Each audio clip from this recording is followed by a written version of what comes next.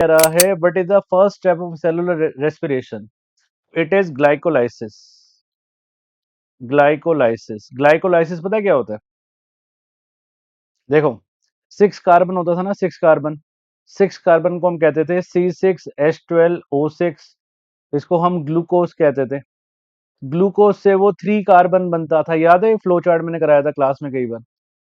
Glucose कैसे oxidise होता है? 3 कार्बन को हम पायरुवेट कहते थे। पायरुवेट, और एनर्जी निकलती थी, है ना?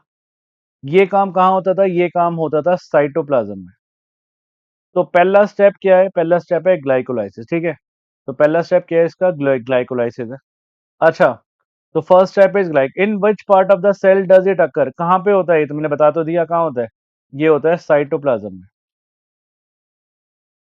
ग्लाइकोलाइसिस कहाँ होता है? साइटोप्लाज्म में। ग्लूकोज से पायरुवेट बनाने के प्रोसेस को हम ग्लाइकोलाइसिस कहते हैं।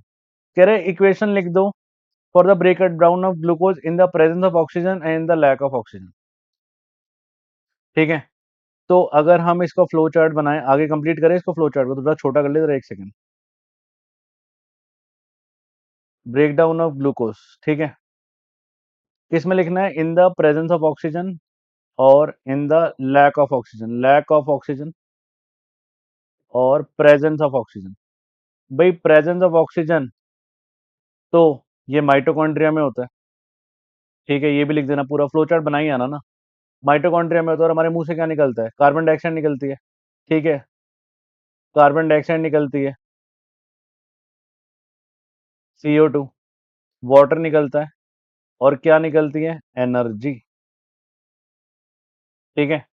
लैक में क्या निकलेगा? Lactic acid. Lack of oxygen का होगा? एनारोबिक होता था, ये हमारे मसल सेल्स में होता था, मसल सेल्स में। और ये निकलेगा लैक्टिक एसिड प्लस एनर्जी। तो ये आपको एग्जाम में बना के आना था। उसने एब्सेंस का नहीं पूछा, उसने ना एब्सेंस का नहीं पूछा, आपको इतना ही बनाना था एग्जाम में, दैट्स इट। आपको पूरे नंबर मिलेंगे 3 में से 3। क्लियर है?